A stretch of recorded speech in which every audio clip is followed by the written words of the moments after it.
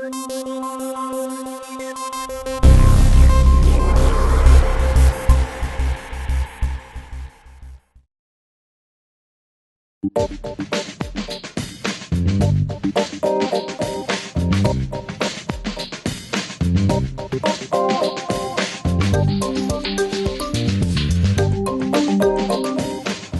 Patrick, you've been in the job here for a couple of months. How do you think you've settled in?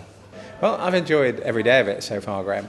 It's been fantastic to get an opportunity to work for the Irish Football Association, to be in Belfast and to be involved in a sport that, in my opinion, almost everybody loves. So, what better job could I have?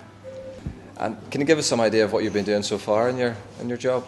Well, I've been getting to know lots of people in Irish football, obviously all the staff here, people out at the clubs, people in decal, government and Sport Northern Ireland, etc. and trying to work out, what's our way forward over the next few years for the Irish Football Association.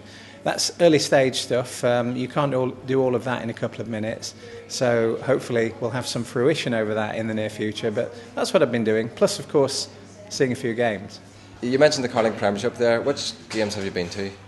Well, I've managed to see, I think I've seen 10 games and I've seen 11 teams. The only team I haven't managed to see anywhere at the moment is Institute. I'm hoping to put that right in the next few weeks. But I've been really impressed. I mean, the first game I went to was at Seaview and I saw Crusaders beat Portadown 3-1 on the opening day. Crusaders have been really good all season. I know I think they're third now in the league, but it's great that we've got a really open Premiership at the moment, and lots of teams could win it.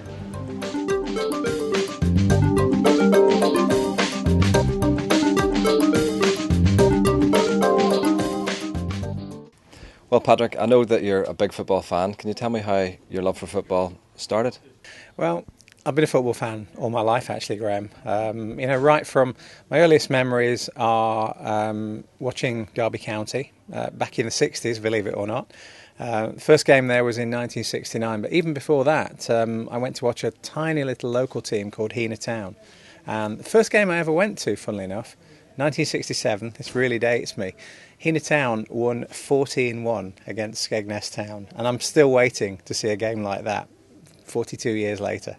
You mentioned Derby County there, Patrick. Are they still a big part of your life? Absolutely. I think once you pick a team, you never change. And I was brought up right between Derby and Nottingham.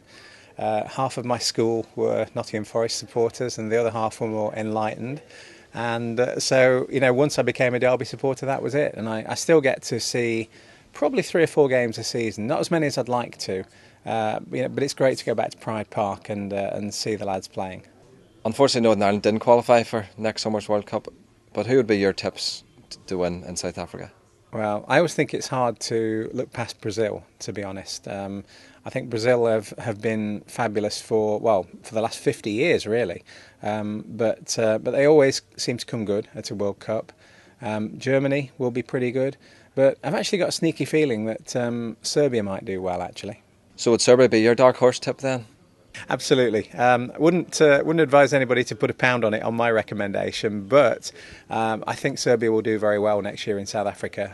They've got a couple of good Manchester United players. They've got Vidic and Tosic there. They've got a 6'8" striker that's the Peter Crouch equivalent of Serbia. And yes, I think they will do well. Derby County play in the Championship in England. Who do you think will get promoted from the Championship in England this season up to the Premiership for next season? Well, bearing in mind that we're having this conversation in November 2009, I've actually been looking more at the bottom end of the table than the top end of the table this year, which is quite sad. But I think Newcastle United are doing very well.